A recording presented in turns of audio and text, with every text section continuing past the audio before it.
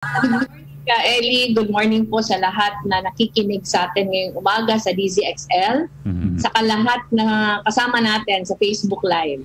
Pareho sa RMN Facebook page, saka sa VP Lenny Robredo Facebook page. Sa ating po mga kababayan sa Bicol, marahay na aga sa Indogabos, sa ating mga kababayan sa Visayas at Mindanao, maayong punta. Good morning ka, Ellie. Good morning, ma'am.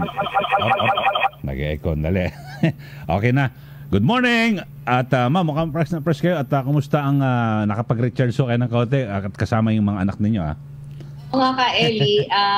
Nag-ano kami, maraming kailangan i-celebrate ka, Ellie. Yung mga achievements sa mga bata. Yung panganay ko mag-birthday ngayong linggo. Yung pamangkin ko din, kaka-birthday lang. So, pumunta kami ng Batangas, kadadating lang namin ka, Ellie. Napakaganda. Sabi ko nga, napakaganda talaga ng Pilipinas. Dapat nabibigyan pagkakataon yung mga kababayan natin kahit pa paano umikot. Saka malapit lang ka, Ellie. Mga Tama. 2 oras, 2.5 hours. Parang mabilis yung papunta namin, pero pabalik, medyo matraffic. Opo. Kaya ano naman, kahit pa paano nakapahinga ng konti. Pero maganda yan, ma'am. At siyempre, ang inyong pong pagbisita sa mga ganyan, simbolo po ito na unti-unti ay yung ating turismo ay muli nang buhayin sa gitna po ng pandemya. Malaki po ang bag nito sa ating ekonomiya, ma'am, di ba? At unahin natin, mag-ikot-ikot dito sa ating bansa. Kasi sabi nyo nga, ang ganda ng Pilipinas Totoo ka, Ellie. Actually ka, Ellie, medyo biglaan yon. Ngayong linggo lang pinalak ng mga bata. Sumubok lang sila. Online lang sila nag-book. Ayun, ano naman, napakaganda nung resort. Sa Anilao yon ka, Ellie. Sa Anilao, Batangas. First time ko, lagi na ako pupunta sa Batangas, pero parang first time kong nag-overnight kaming pamilya sa Anilao. Napakaganda pala. Ito ka, Ellie, ano pa din, kausap ko yung ibang mga empleyado doon. Ano pa, controlled pa yung pagtanggap nila ng bisita. Parang 6 na kwarto lang yata ka, Ellie. Parang half pa lang ng capacity ng resort yung pinapayagan nila. Tapos dati yata ka, Ellie, parang yung bayad sa resort, kasama na yung lahat na pagkain. Buffet dati. Pero ngayon, bawal yung buffet. So, maraming pagbabago. Pero yung kabutihan lang ka, Ellie, kasi pag nakausap mo talaga sila, nung walang activity, syempre ano din, wala ding hanap buhay yung marami natin mga kababayan. In fact ka, Ellie, meron kaming mga staff sa office na pumunta din sa Boracay ngayong weekend. Kinakwento nila na kakwentuhan nila yung mga maliliit na mga negosyante doon. Hirap na hirap talaga. Hirap na hirap. Kaya mabuti naman yung paunti-unti binubuksan yung ekonomiya, paunti-unti yung mga resort, yung mga pasyalan, binubuksan. Basta dapat lang ka, Ellie, control. Gaya nung pinuntahan namin ka, Ellie, bawal mag-check-in sa kanya kung walang swab test.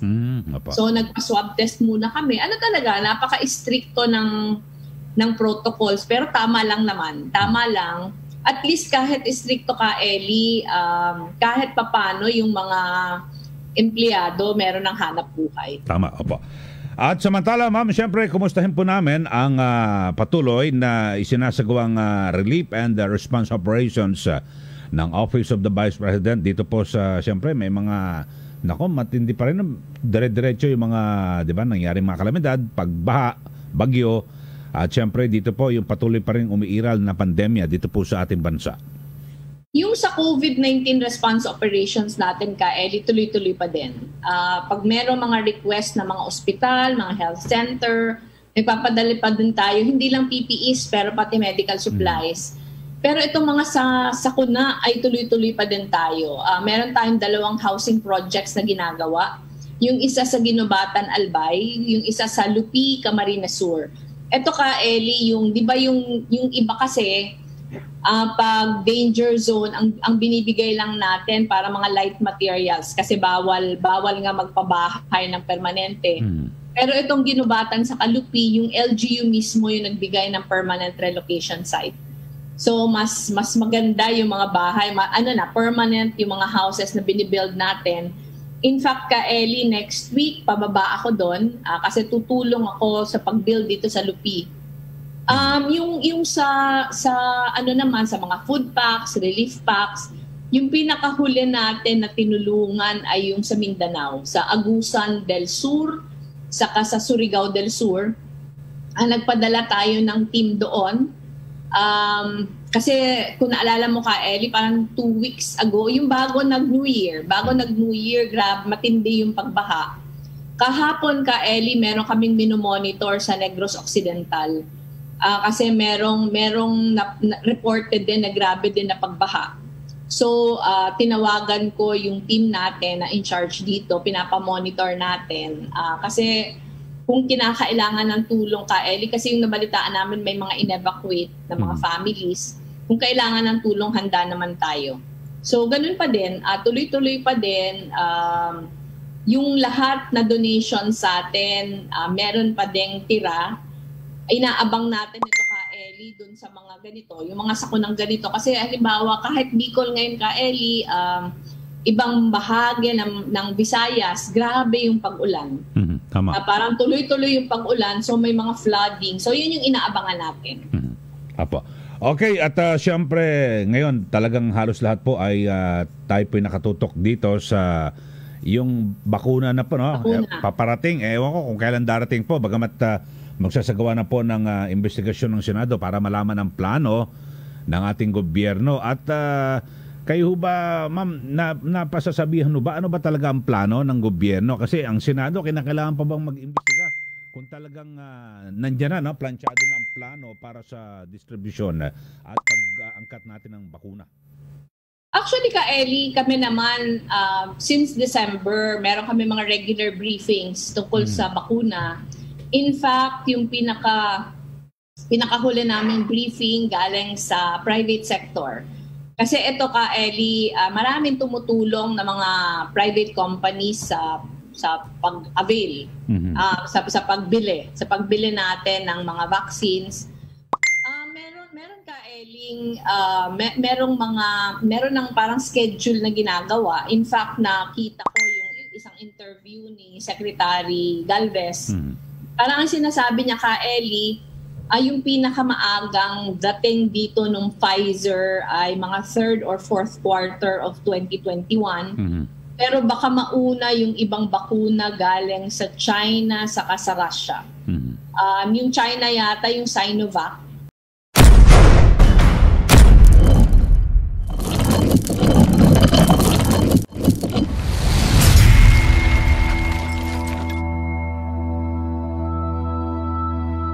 Tapos yung sa Russia, meron ding mauuna. Tapos as of yesterday ka, Ellie, yung bilang ko 28 yata o 29 na LGU na yung nagsabi na meron na silang sinet aside Tama. na pera. Halimbawa, yung Antipolo, Biliran, Borongan, Samar, hindi lang Metro Manila ka, Ellie. Pinakauna yatang nagsabi nito Quezon City, parang as early December, nagsabi na sila mag-appropriate sila ng 1 million pesos. 1 billion, apa. 1 billion pesos, I mean. Pareho ng Makati. Apa, so yung yung dalawang pinakamataas yata, yung Quezon City sa Makati. Pero yung explanation sa atin during the briefing ka, Ellie, parang lahat na vaccines ngayon, government to government. Walang private na, parang walang backdoor. Yun yung explanation sa atin. Hindi natin alam kung strictly nako-comply ito. Pero yung mga companies na nagpo-produce ng vaccines, yung i-entertain pa lang nila ngayon, gobyerno. Pag sinabi natin kaeling gobyerno, national government ito. So ang understanding natin, itong mga LGUs na nag-signify na meron na silang, parang meron ng arrangement na ginagawa, parating tripartite pa din ito. Ang gusto sabihin, hindi lang sila yung kausap nung halimbawa yung Quezon City kausap ng AstraZeneca, hindi lang sila saka AstraZeneca pero kasali yung national government. Tingin ko ka, Ellie, tama naman ito para walang unahan. Tama ito para kabahagi yung national government sa pag-deploy ng yung pag-distribute Merong mga prioritization na ginagawa. Halimbawa, ang priority mga health workers, yung priority indigents, etc. So ito yata ang mga LGUs Eli, kaya sila nag-appropriate ng sarili para masiguro lang na yung kanilang citizens ay siguradong makaka-avail ng vaccine. Sana lang Eli, yung mga LGUs na hindi kaya. Kasi marami naman tayong LGUs na hindi talaga kaya mag-appropriate ng sariling funds. Hindi naman maiwan. Hindi maging dahilan yung kahirapan ng LGU para last sila sa priority.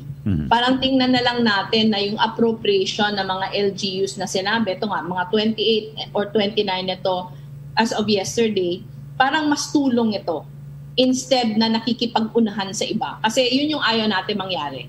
Ayaw natin mangyari na lugi ka kung mahirap yung LGU mo kasi hindi kayang bumili. Parang dapat, and I think ito naman yung gagawin,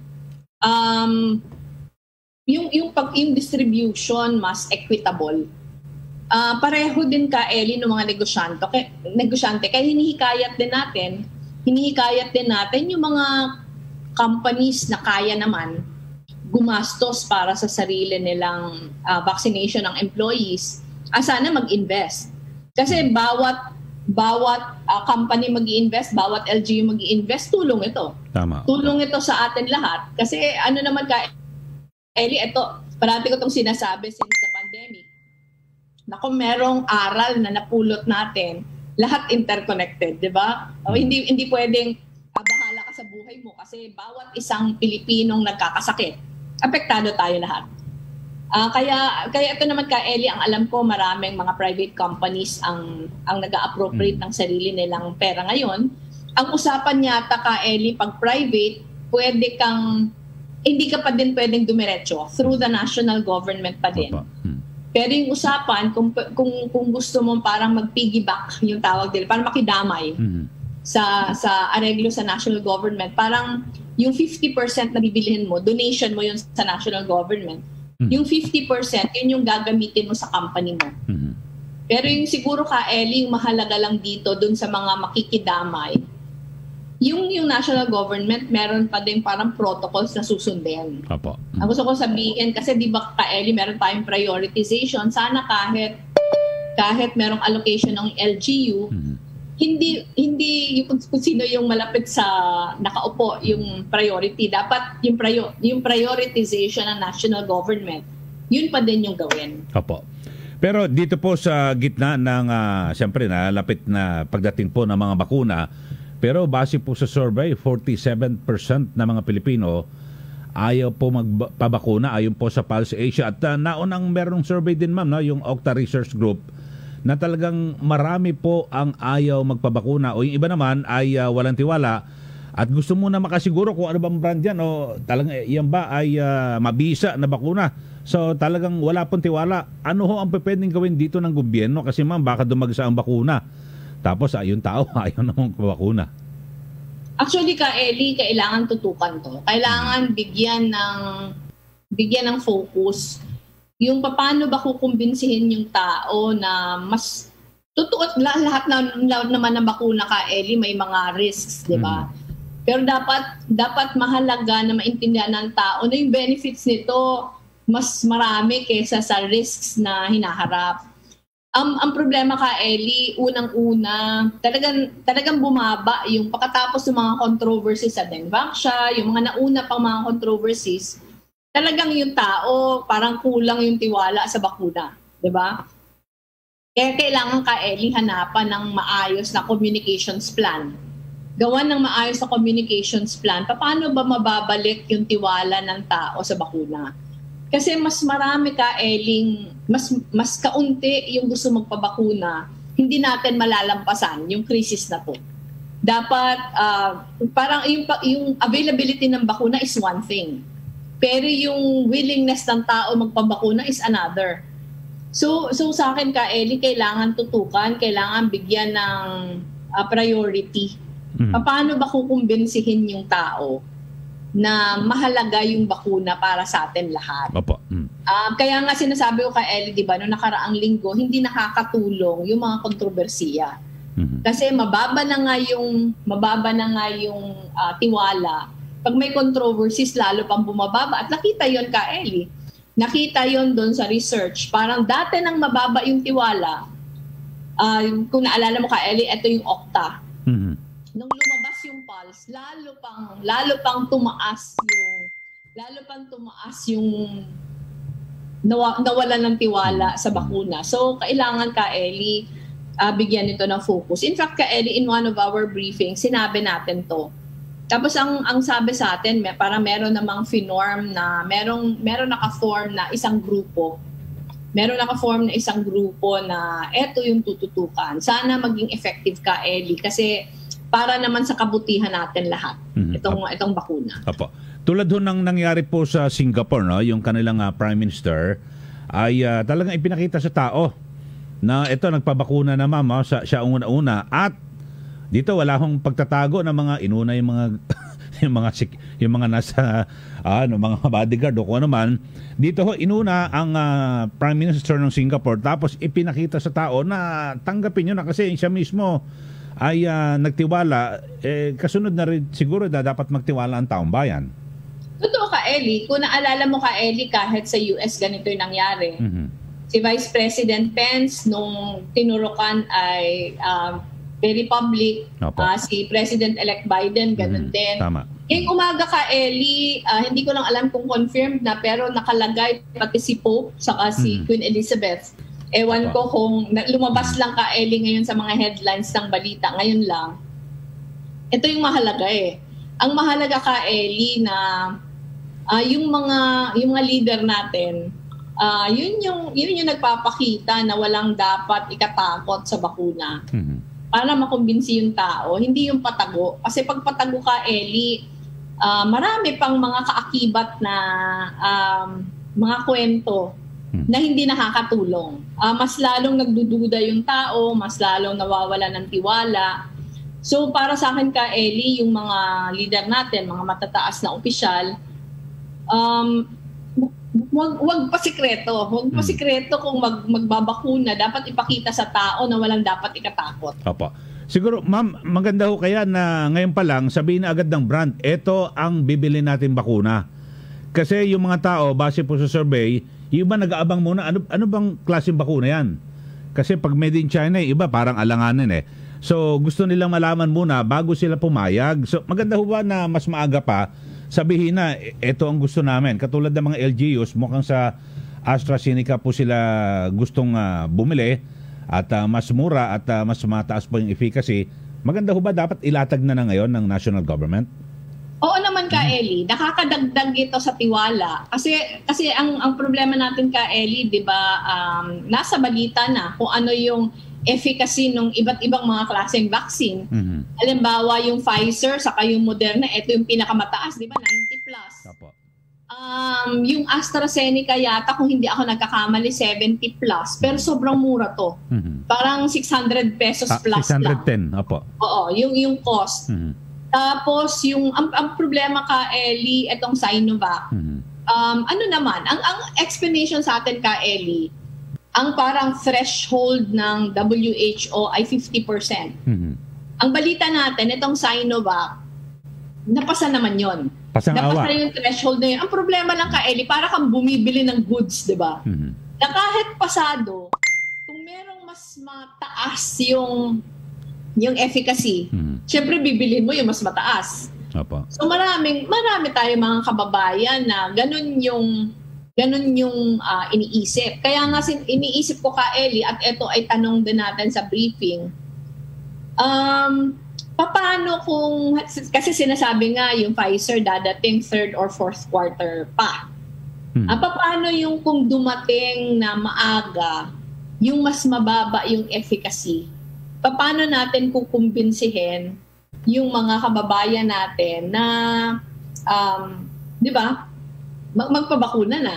Kailangan ka, Ellie, ma-address ito ng communications plan. Kasi yung explanation sa atin ka, Ellie, marami tayong bakunang nauna na na ganito din ka baba yung efficacy rate pero approved siya ng WHO. Pero paano mo ipapa-intindi sa tao na pwede na ito? Mahirap yun. Mahirap yun considering na maraming pinagpipilian. Apa, yun. Kaya para sa akin ka, Ellie, kailangan ma-address ito. Kailangan ma-address ito ng team. Kailangan ma-address ito ng expert. Sa akin ka, Ellie, hindi naman ako ayoko yung discussion na dahil galing dito, ayoko, dahil galing doon, ayoko. Dapat ang tingnan natin, ano yung assessment ng mga eksperto. Yan. Tingin ko hindi naman yun sa kung saan galing. Kasi lahat naman yun dumadaan sa parang rigorous na assessment. Pero ano ba yung assessment ng mga eksperto? Kailangan naiintindihan niya ng tao.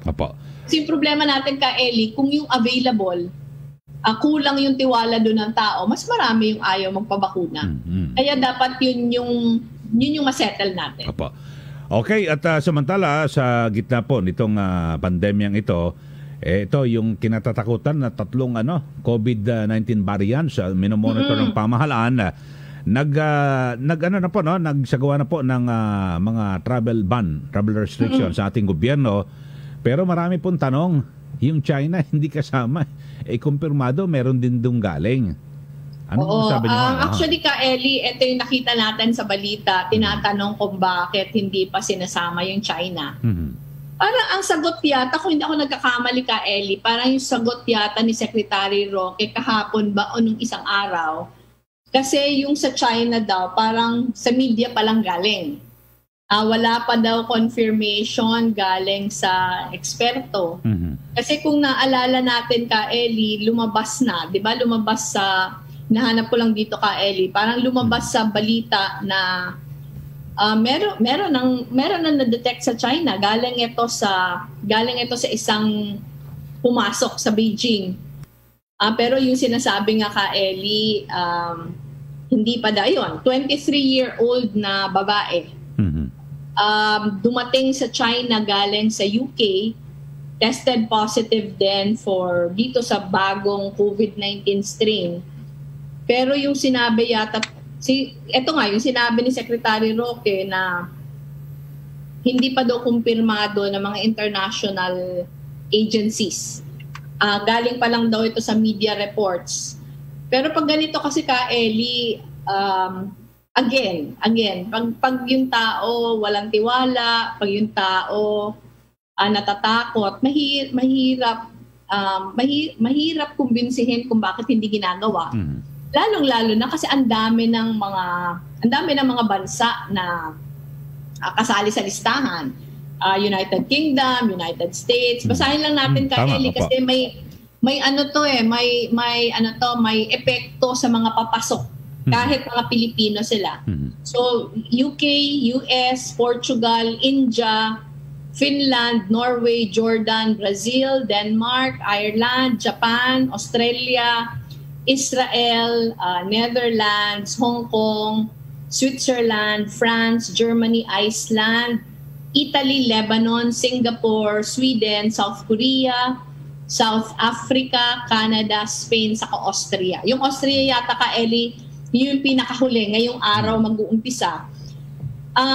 Isabihin lang natin ka, Ellie, sa mga nakikinig sa atin, ano yung epekto nito sa mga incoming passengers galing dito sa mga bansa na pinangalanan natin.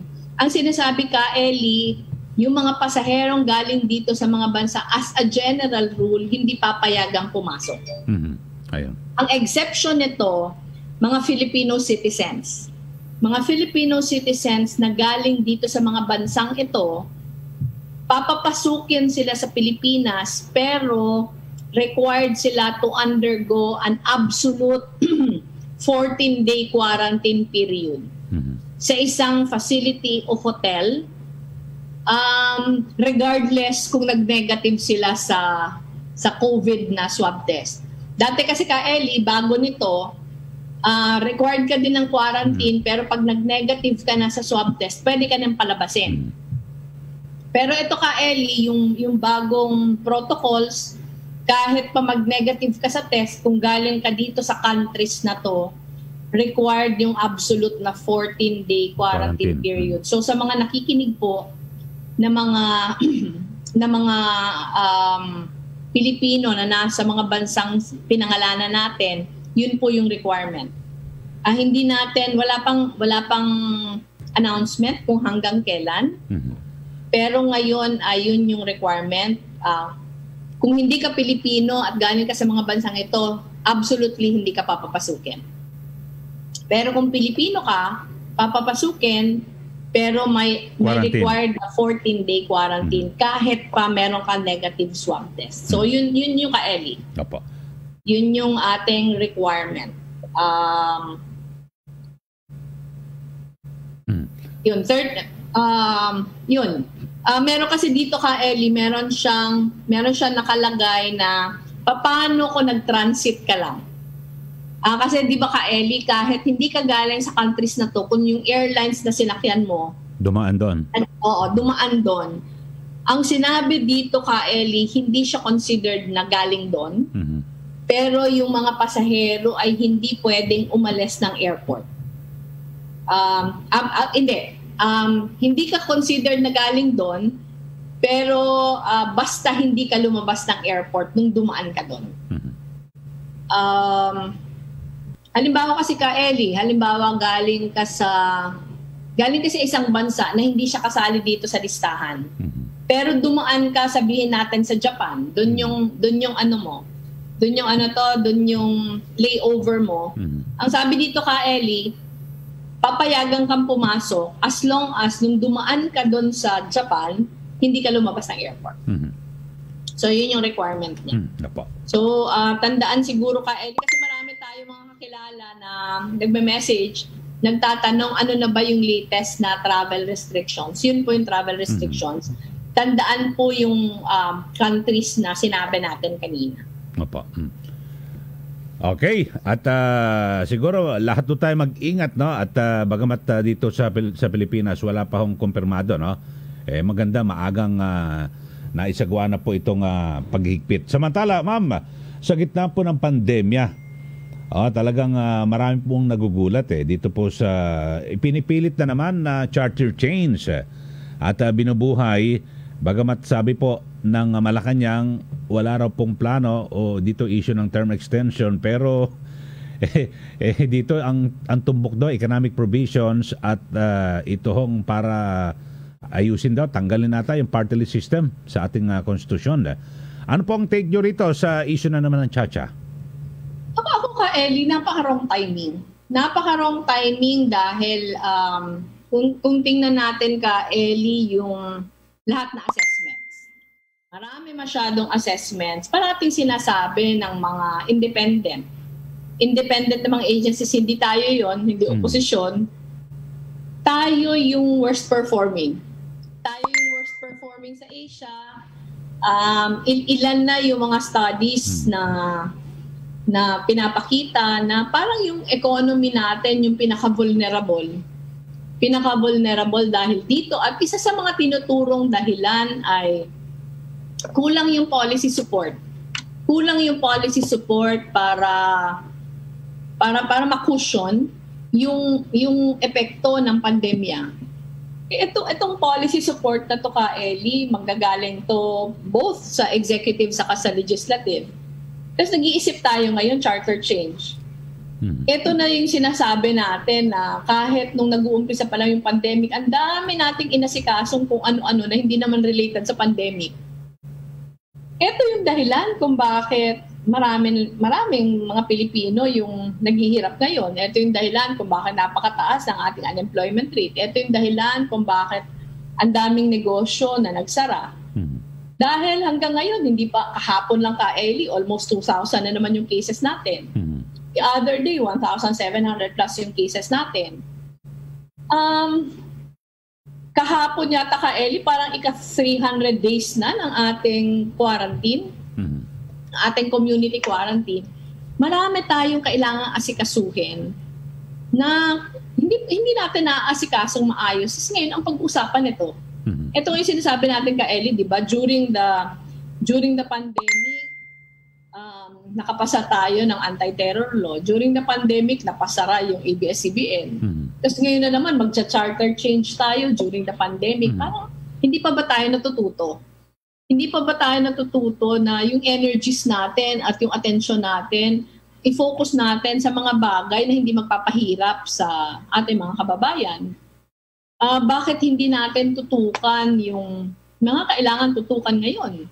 At yung kailangan tutukan, yung mas marami nagkakasakit pa, kailangan tutukan yung ano ba yung tulong natin sa mamamayan na naapektuhan ng grabe dahil sa pandemic. Tapos mag-uusap na naman ka, Eli, sa mga bagay na ganito. Tapos yung party list ka, Eli, ako nag-agree ako na maraming mga nakakalungkot dito sa party list kasi balikan natin ka, Eli, yung ating constitution. Bakit ba nagkaroon ng party list representatives? Nagkaroon ng party list representatives kasi maraming mga sektor na mahihirap na walang fair chance sa kanya na i-represent yung kanyang sektor sa isang eleksyon na nangangailangan ng pera para tumakbo. Etong dahilan ka, Eli, kung bakit tayo may party list system para yung mga sektor na mahihirap ay may chance na ma-represent yung sektor nila at magkaroon sila ng boses sa House of Representatives. Pero alam natin ka, Eli, na over the years na abuso ito. Alam natin na over the years marami yung mga pumapasok sa party list, maraming pumapasok na party list na hindi naman nire-represent yung mga pinaka-marginalized. Hindi ito yung dahilan kung bakit meron tayong party list system. Kung ito yung problema ka, Eli, dapat yung solusyon natin sasagot kung bakit nagkakaganito. Hindi yung papadaanin sa isang bagay na i-open up mo yung pagbago ng constitution na napaka-delikado sa wrong timing pa. Yung sa akin ka, Eli, masyadong dangerous siya. Masyadong dangerous na exercise. At tingin ko, hindi siya yung makaka-resolve ng problema natin sa party list system. Kasi ako ka, Eli, admittedly, maraming problema yung party list. Naabuso talaga, ma'am. Masyado naabuso talaga yung party list system. Masyado naabuso ka, Eli. Halimbawa, maraming mga mayayaman, maraming mga hindi naman talaga kasali sa sektor na para lang ma-perpetuate sa kapangyarihan, gumagawa ng sariling grupo. At sila yung nagkakaroon ng pagkakataon kasi sila yung may resources. Tama. Na sobrang kontra ito ka, Eli, sa dahilan kung bakit meron tayo ng party list system. Kasi yun nga eh. Tama. Kaya tayo may party list system. Kasi gusto nga natin magkaroon ng representation yung mga walang-wala eh. Marginalized nga ang termino ginamit eh. Yun na nga ka, Eli. Pero yung mga nagde-desire na nasa power, kahit hindi naman nila nire-represent yung marginalized sector, yun yung namamayagpag. Para sa akin ka, Eli, okay ako na hanapan yun ng solusyon, pero hindi ito yung solusyon. Okay, ma'am, dito pa sa isa pang issue at na kung saan yung nababalot po ng kontrobersiya, yung pagkamatay ng isang flight attendant sa isang hotel dito po sa Makati City. At tama ho ba at meron ho bang basihan yung agam-agam, ako nga medyo parang nag-aalanganin dito sa paano kalang ibalik ang death penalty. Kung ganito humawak, mawalang galang na po sa PNP, humawak ng ganitong kaso na parang naamin din nila, ang daming lapses parang napakadelikado. So ma'am, ano masasabi nyo dito po sa issue ito? Ako, alam mo ka, Eli, napakahirap para sa akin yung issue kasi nanay din ako. Nanay ako ng mga dalaga na halos kasing edad ni Christine. At ako parang yung damdamin mo at yung puso mo talagang nakikisimpatiya sa nanay, saka sa pamilya kasi wala na sigurong kasing sakit ka, Eli. Wala nang kasing sakit na mawala ng anak. Pero lalo pa nadagdagan yung sakit dahil hindi malinaw dahil hindi malinaw kung paano nangyari at bakit nangyari. Para sa akin, Ka Eli, napaka-irresponsible na sabihin mo na case closed. Napaka-irresponsible na sabihin mo ito yung dahilan na wala ka pang basehan. Kasi para sa akin, Ka Eli, unang-una, ang laking kasalanan nun sa pamilya nung namatay. Na hindi klaro sa kanila kung paano namatay yung kanilang anak. Hindi makatarungan yon dun sa mga madadawit yung pangalan na hindi gumawa ng maayos na investigasyon kung bakit yun nangyari. Kasi sa akin, Ka Eli, talagang dapat kung merong may kasalanan, parusahan to the full extent of the law. Pero Ka Eli, hindi makatarungan na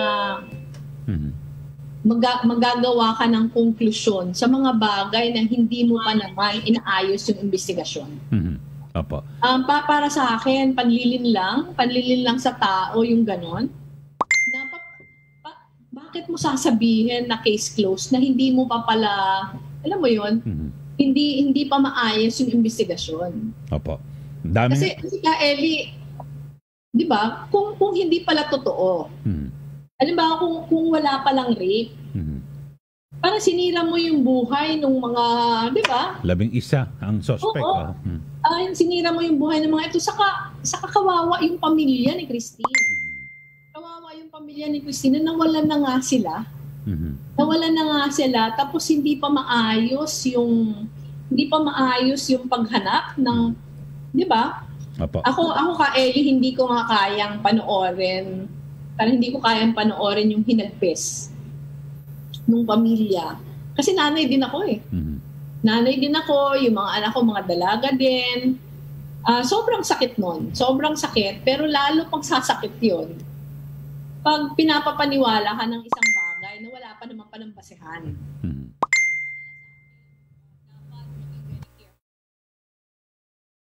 So, para sa akin, Ka Eli, kung merong nagkasala, kailangan talagang parusahan. Pero yung sa akin, ilagay naman sa tama. Apo. Diba? Ilagay sa tama. Wag padalos-dalos yung pagsabi ng conclusion na wala pa naman pala. Kasi marami tayo napapaniwala, Ka Eli, di ba?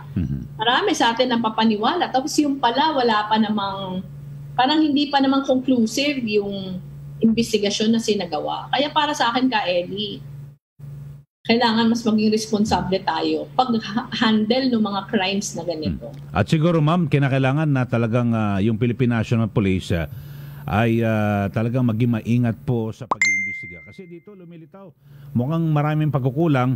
Biro nyo yung medical legal po, ipinaimbalsa mo na. Malaking kaso po ito na dapat mas madali na maipa-autopsiya muli. Nakita ko, Ka Eli, yung ibang mga eksperto sa field na sinasabi nila na pag inimbalsa na, napakahirap ng parang balikan. Balikan yung mga dapat nilang i-check, ano ba, DNA samples, etc. kasi inimbalsa na. Yung sa akin lang, Ka Eli, yung pag-review ng procedure, sino ba yung mga nag-handle? Dapat yung nag-handle alam kung ano dapat gawin. Ako, Ka Eli, hindi naman ako eksperto, abogado ako. Pero hindi ako, Ka Eli, eksperto sa ano ba yung kailangan na ano ba yung mga kailangan hanapin, ano ba yung mga kailangan. Pag dumadating yan sa amin, Ka Eli, alam namin yung mga hahanapin, pero yung protocols na dapat sinasagawa, kailangan yung mga nag-handle, alam ito. Alam ko, Ka Eli, yung DOJ meron na siyang order sa NBI na mag-step in. Pero paalala ito, Ka Eli, paalala sa lahat na nag-handle ng mga crime scenes, lahat na nag-handle ng mga ganitong parang mysterious na mga deaths. Yung pagiging extra careful sa paghawak ng kaso, pagsisiguro na yung protocols na susunod, pag-assess kung may protocols ba talaga in place. Kasi kung ako yung nanay, Ka Eli, syempre yung gusto ko mangyari para malaman yung katotohanan, di ba? Opo. Pag ganito yung pag ganito yung nangyari na hindi nasunod yung mga dapat sundin, parang walang closure para sa'yo. Parang masakit na nga namatayan, kung hindi mo pa alam kung ano talaga nangyari, mas lalong dodoble yung sakit. Apo. At syempre, yung epekto nito, ma'am, sa mga, sabihin natin, na mga pagkukulang sa pag-iimbestiga, kung talaga may susulong yung panukalang parusang kamatayan, ayun nga, napakadelikado ka, delikado. Yes, ma'am. Diba? Napakadelikado kasi hindi maayos yung investigasyon, tapos sinasabi mo na ito yung mga guilty. Kung meron tayong death penalty, baka nasa death row. Tapos hindi naman pala yun nangyari. Napakadelikado. Opo. Okay, huling topic natin, ma'am, itong franchise renewal na ihinain po ni SP Tito Soto at Congresswoman Vilma Santos. Ano po masabi niyo rito? Ako, para sa akin, supportive ako nun ka, Ellie. Supportive ako at tingin ko yun yung tamang paraan. Yung paghain ni Senator Tito Soto saka ni Congresswoman Vilma Santos Recto ng pag-approve ng panibagong franchise para sa ABS-CBN. Kasi ka, Ellie, sinabi ko na to dati. Pero sasabihin ko ulit ngayon, sa kaiikot namin ka, Ellie, sa maraming mga lugar, grabe yung epekto sa kanila, lalo sa malalayo. Grabe yung epekto sa kanila nung pagsara ng ABS-CBN. Dahil maraming mga malalayong lugar ka, Ellie, na ABS-CBN yung may presence. At ABS-CBN yung inaasahan nila para sa information. Ako ka, Ellie, very supportive ako sa ginawang sa ginawang pag-file. Yung sa akin naman ka, Ellie, ganun pa din. Kung merong kasalanan o merong pagkukulang yung ABS, panagutin. Pero kung wala naman, huwag naman sana. Ito ka, Ellie, hindi kasi ito parusa lang sa ABS eh. Parusa ito ka, Ellie, sa lahat na umaasa sa ABS-CBN. Saka yung nakakaawa talaga ka, Ellie, yung mga maliliit na nawala ng trabaho. Yung mga settled na ka, Ellie, may-ari ng ABS-CBN, kung dun yung galit, ano to ka, Ellie, hindi actually sila yung pinaka-apektado nito. Maraming mga maliliit na mga nagtatrabaho sa ABS na sobrang kawawa ka, Ellie. Sobrang kawawa na wala ng trabaho. Sana sa pag-file na to ka, Ellie, hindi kasama yung mga personal na galit. Sana yung pag-hearing nitong bagong pag-file ay nakabase sa facts available, na hindi sinasama kung may galit ka sa may-ari o kung ano man.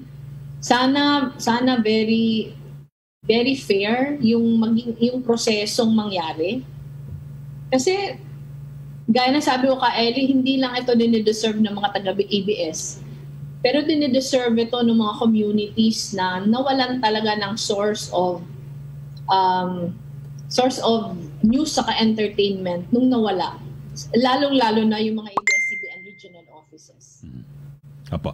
Okay, samantala, ma'am, at ito, siyempre, dito pa rin po sa ating istorya ng pag-asa para po sa ating mga kababayan. Ako, napaka-importante po itong segment na ito dahil ito po ay nagbibigay ng inspirasyon sa lahat at pagkilala rin natin man sa mga individual at anumang grupo na kung saan nakapag-ambag po ng kanilang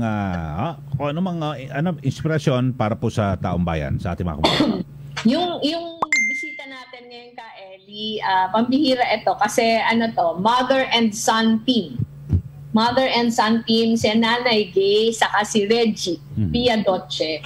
Si Nanay Gay saka si Reggie ay sila yung may-ari ng Heaven's Touch Cuisine, na isa itong maliit na kainan malapit sa UST, sa Sampaloc.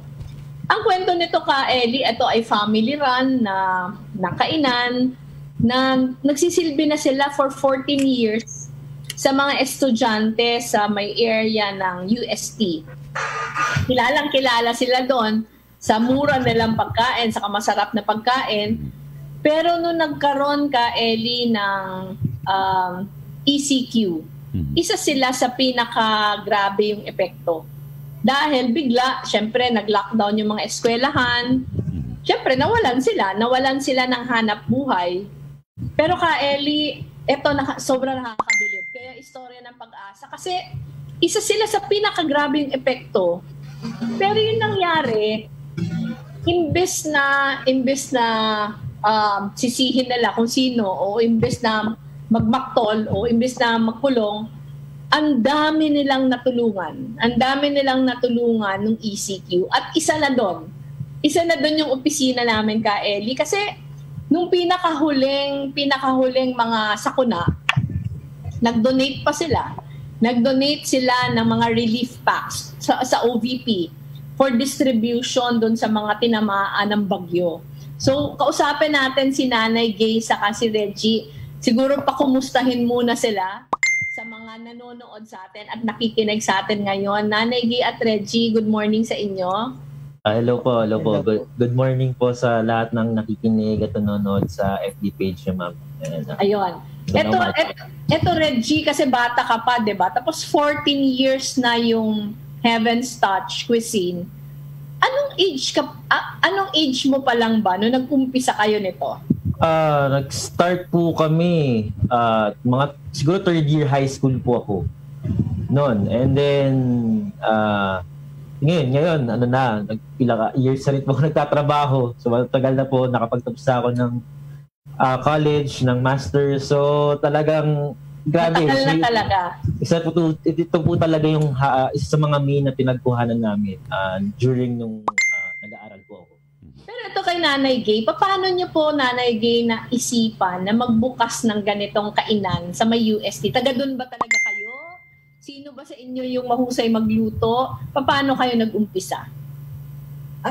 From the start, ma'am, nagluluto na po talaga ako doon sa...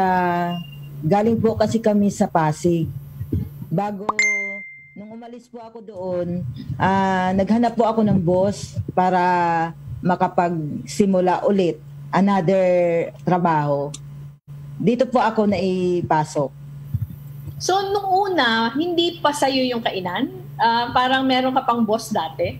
Parang ang technically po, nung una po sa Pasig, may sarili kami talagang kainan. Okay. And then, parang, eto kasing Heaven's Touch ito, parang pinasalo na sa nanay ko. So, i-exist na talaga siya, pero hindi naman siya ganun kakilala, palakas.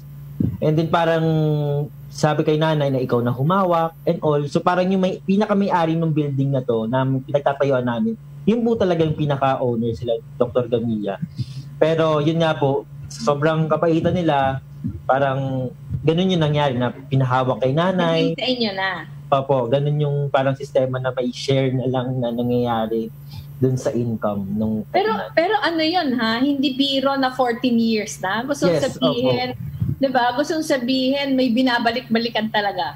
Opo, yung mga estudyante. Ano yung sikreto? Pagmamahal po, ma'am. Nandoon po talaga yung pagmamahal. Kasi ano po ang turingan kumbaga namin yung simula, for example, may mga kuya ako dito kasi ang turingan namin dito ng Heaven's Touch Cuisine is parang bahay. And then yung mga tambay dito is anak na rin ni nanay at kapatid ko. So naging kaibigan ko, barkada, kahit outside ng kainan, nakakasama ko sila. And then yun, hanggang sa ako na lang yung naging kuya nung mga estudyante. So yun po yung turingan talaga, yung bond namin dito. May Christmas party kami. Every Paskuhan, nagkikita kami, may reunion ng mga bagong tambay at mga dating tambay. So, doon talaga, may community na nabuo dahil dito. Minsan may nabubuong love life. Kasi po. Ito Reggie, ang karamihan sa mga customers nyo, mga estudyante. Estudyante po talaga ng UST. So parang kung 14 years, parang ang dami nyo nang nakitang dumaan, di ba? Siguro yung mga customer nyo siguro meron na mga doktor, meron na mga professionals. Yes, mostly professionals sa po talaga. Kung mapapadaan po kayo sa kainan namin, punong-puno na rin po kami ng grad picture. Yung yung kainan kasi naka-display po lahat ng grad picture ng mga tambay namin. Tapos ito, syempre nung nagsara yung UST, o nagsara yung lahat ng mga schools, syempre isa kayo sa pinaka-apektado, di ba? Isa kayo sa pinaka-apektado kasi ito yung klase clientele nyo, ano yung naramdaman nyo nung unang nagsara nung March? Actually, nung nagsara yung UST, parang kami, sanay na po kami sa ganung sistema na parang, kasi ang sistema po kasi pag malapit ka sa kainan and also, ay malapit ka sa school and also yung market mo po is mga estudyante. Summer talaga, alam mo talaga magda-downgrade yung sales mo. So kami parang 3 months lang to. At first, parang yun yung pakiramdam, lockdown, 3 months lang to. So, kami, handa yung ganong span. Kumaga sanay kami, handa kami na hindi ganon yung walang sales during those times. Kaso, yun nga, nung tumagal na, dun na kami talaga naapektuhan. Even yung mga savings naming magkakapatid, and even savings si nanay, talagang nagastos na namin. So, parang kami, parang paano kaya to? Paano yung magiging sistema? So yun po, dun po kami talaga na-apektuhan nung tumagal na po yung lockdown talaga. Pero ito, nung tumagal yung lockdown, dun yung naramdaman na iba to, di ba? Hindi na lang to parang summer na walang pasok. Pero parang ang problema nun, Reggie, sa Kananay Gay, hindi mo alam kung hanggang kailan, di ba? Hindi mo alam kung hanggang kailan. Pero paano nyo naisipan na kasi di ba nag-start kayo, yung mga nurses, saka mga doktor, saka yung mga health workers, pinapakain nyo na. Paano nyo yun sinimulan? Yun nga, nag-start po kami nung March. Bali, yung first week ng lockdown po nun. Kami naman, parang yung may-ari ng building na to, which is yung doktor po kasi siya, in-inform kami na parang nag-lockdown si USD kasi nga may COVID positive. So, kami, we've been here for 14 years, so parang it's about time to give back. Give back dun sa support ng Tumashan community sa amin. And then yun, parang we posted it on our social media po, and then, ayun, boom na. The rest is history. Yun nga, marami pong mga social media ang social media outlet na nag-ano sa amin po, na maraming media outlets na nag-recognize sa effort namin. And then also, yun nga, but even DOH, kami ng contract, na-recognize kami as contra COVID heroes that time. And marami nag-message. So, kumbaga, yun yung parang nagpa-motivate po sa amin na, ay, iba to. Parang calling na kailangan natin ipagpatuloy. As long as naman may magso-support, why not? Kasi nanghihinayang po kami. Una-una, yung parang capabilities na namin magluto, at the same time, yung pwesto na meron kami, may kusina kami malaki somehow, na marang sayang naman kung hindi magagamit din. So, yun po yung talagang nagpa-motivate sa amin. So ito, during the 14 years, si Nanay Gay ba, until now, ikaw mismo yung tumututok sa operations nung Heaven's Touch? Opo, yung mga, naman, parang, kasi yun yan, nag-work ako before, and then parang somehow tumutulong bigla, kung hindi naman busy, tine-check si nanay kung ano yung mga bagong trends, i-check ko kung ano yung kailangan i-add sa menu, ganyan, add ko kay nanay, tapos papakita ko sa kanya ano yung menu. Ganun naman yung, pero si nanay talaga yung overall in charge. Talaga, lang kami, kumbaga nag-supervise minsan pag may mga bagong trends. Tapos ito, Reggie, kasi yung nangyari, nung nakilala na kayo ng mga tao, di ba? Alam nila na tumutulong kayo, tapos marami na ding mga tao na gustong tumulong, tapos pinapadaan sa inyo yung tulong. Ano ba yung pakiramdam? Saka ano yung aral na napulot nyo doon? Nasa panahon ng pandemic, parang, di ba, parang yung mga tao, ang dami-dami gustong tumulong, nagtutulungan talaga lahat. Ano yung pakiramdam?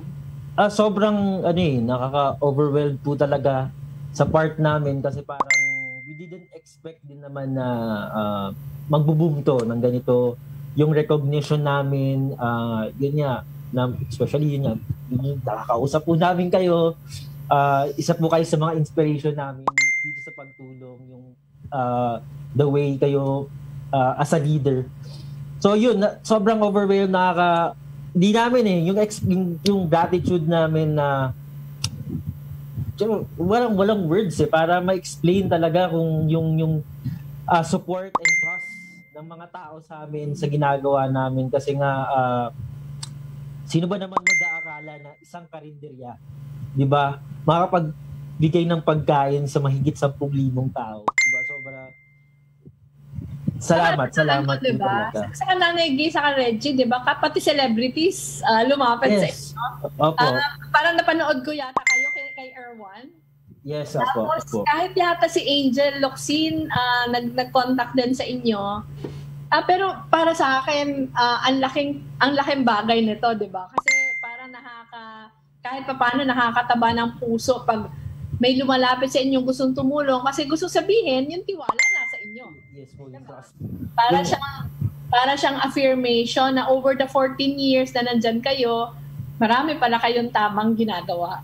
Yes, yung support po talaga, hindi talaga namin inaakala na darating. Kasi kami naman po, yung community namin, yung tambay namin, andyan naman sila lagi. Nakasupport every time na we post something, share lang sila ng share. And then yun, pumalat na po talaga kasi nga, yun nga, yung dahil po din, plus factor yung recognition ng mga media outlets and also some yung government also recognizes us, and yun po talaga yung tumulong sa amin. Kasi parang sa amin kasi itong nangyayaring recognition is a bonus na rin po talaga. Kasi alam ko darating yung point na siguro yung ginagawa namin is may darating din sa amin in return dahil syempre yung recognition na nag-receive namin. Pero ang sa amin lang talaga tumulong kasi sabi nga ni Nanay sa mga interviews niya, wala naman tayo-tayo lang din ang magtutulungan. So yun na lang po talaga yung ginagawa namin. As long as kaya po naming tumulong, gagawin po namin talaga. Ayun, maraming salamat. Wala na tayong oras pero kami gusto lang namin magpasalamat sa inyo.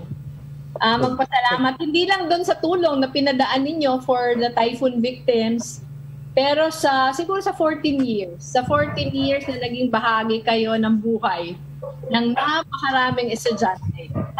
Nagpapasalamat kami na hindi nyo hinayaan yung kahirapan sa negosyo nung panahon ng lockdown na maging daan.